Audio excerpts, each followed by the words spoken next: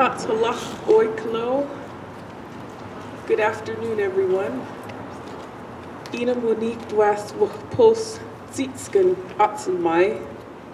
My name is Jeanette Weaskus, and I'm from the Perce tribe. My job, I work for the tribe, and my job is that I work for the tribal radio station, KIYE Radio.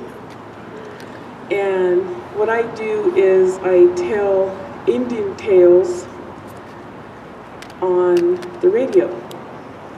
So this will be just like work. So please excuse me. I'm getting over a cold, so I hope I don't cough on everyone. And my people enjoy humor, and they really joke a lot. So there's this one joke, if you start coughing, then they'll go, have another hit. So I can just hear my brothers going, have another hit, Jay. That works on all kinds of levels, ain't it? Okay, so the traditional tale for the Perce tribe is called Timnapa Iltswotzich, Heart of the Monster, or sometimes they call it the Kamei Monster. So most stories begin with Coyote, so this one begins with Coyote. Coyote was building a fish ladder on Solilo Falls, and he was doing this because he wanted the salmon to be able to go up so that the people could catch them. There wasn't any people yet. This was before people were created.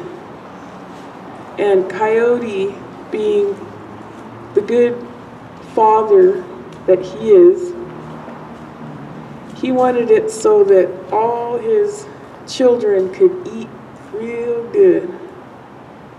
And whoever's had salmon roasted, y'all know that's good, right? That is hell good. So Coyote was so busy working that at first he didn't hear it, but someone yelled out, "Why are you doing that? There ain't no people." And he kind of heard it in the back of his head. It was a little blur. And then he heard it again. "Why are you doing that? There ain't no people." So he kind of snaps out of it. And he looks around and he says, "What? There's no people?" And whoever said that said, "Yeah, no people. They all got ate." So Coyote gets all upset and starts rushing as fast as he could. "Well, I'm gonna go find some." And while he's rushing around, he stepped on Meadowlark's leg and broke it. He heard the snap. So he stops, and Meadowlark was super pissed, and she goes, "How do you think you're gonna find any people if you're rushing around all crazy like that?" He says, "I'm sorry, Auntie. If I make you a leg out of a chokecherry twig, would you help me?" So she says, yeah, she got a new leg made out of a chokecherry twig.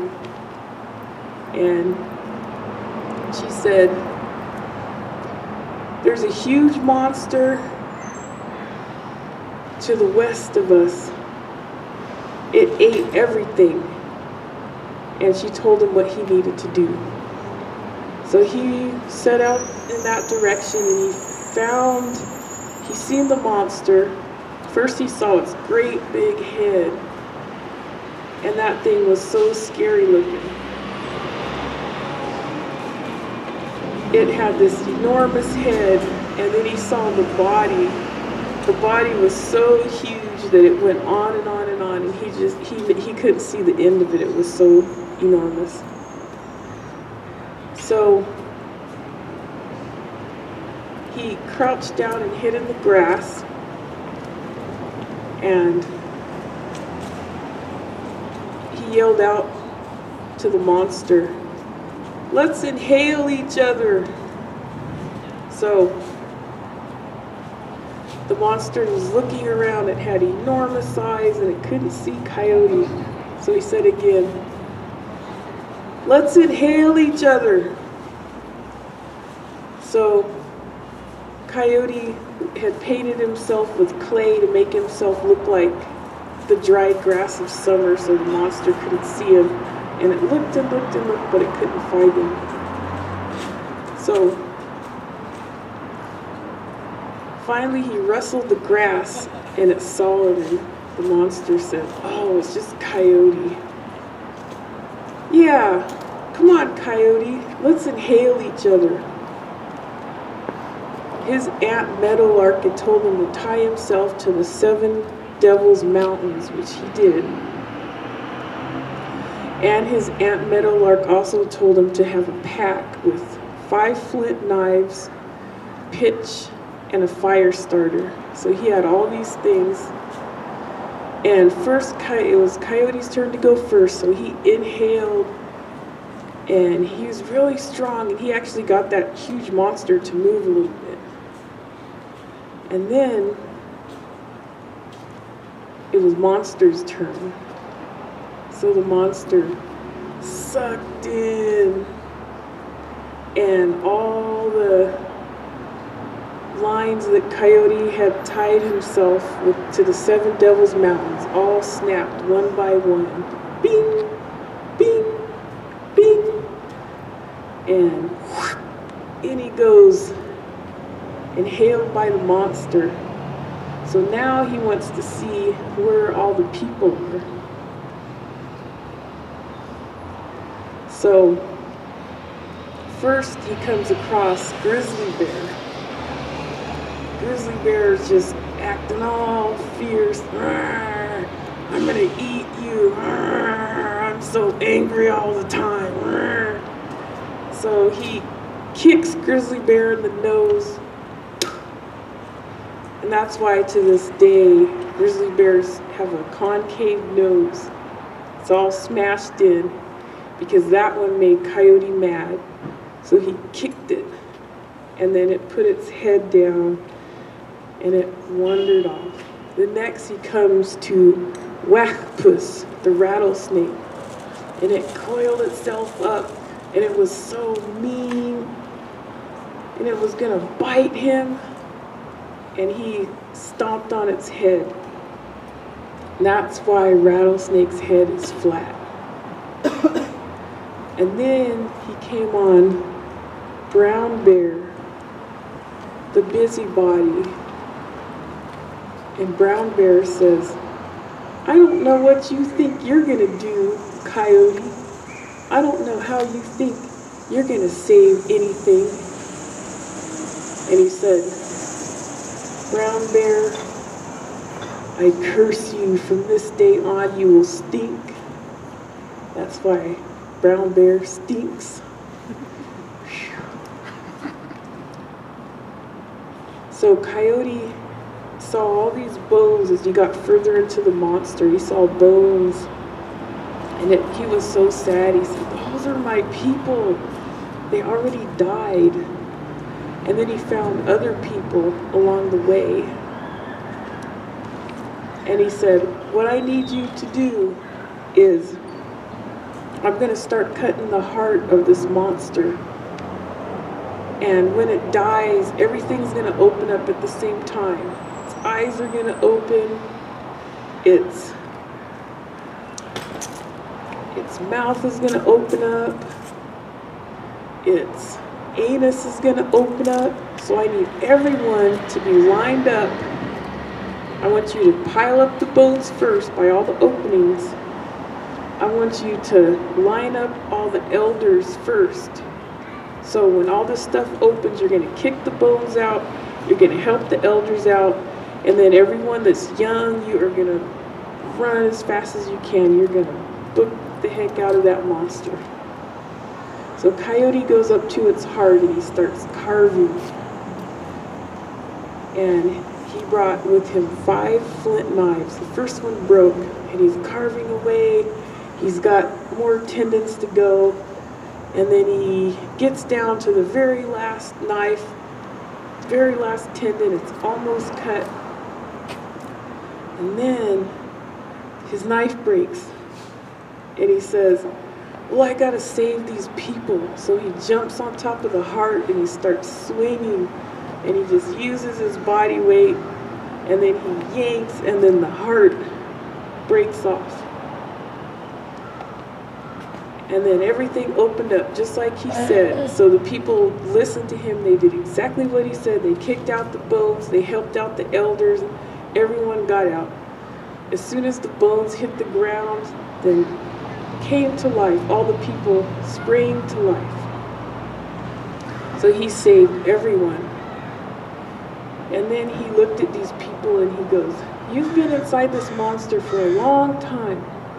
I think you all need some food. So Coyote starts cutting this monster up. And he cuts the head off. And he flings it around in a circle way up in the air. And then it lands, boom. And then the meat just explodes. And because it landed on its forehead, those people all became the flatheads because they got a flat forehead. And then he took the legs and he swung the legs around, threw it way up, and then they landed. And those legs went to the east, and they became them tall Indians. There's one over there. They became our tall neighbors, the Lakota, the Osage, all our tall Plains Blackfeet. That's what happened to the legs. And he cut up the torso. And he threw that up, but he was kind of tired by then, so it didn't go very far. And it splattered not very far from here. And it became Spokane, Coeur d'Alene, and Yakima.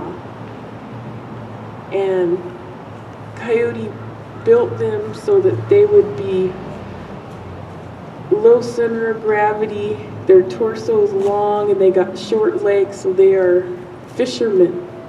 They are extraordinary fishermen. And then Coyote's brother Fox said, well, you've created all these Indians everywhere. What about right here where we're at?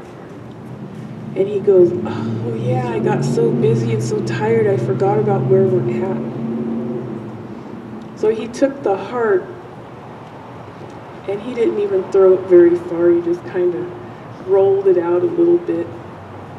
And it exploded, and then it became the Nez Perce people. And if you go to Kamiah Valley, you can still see the heart of the monster. So I recommend it. It's a good field trip. Yoh, thank you everyone.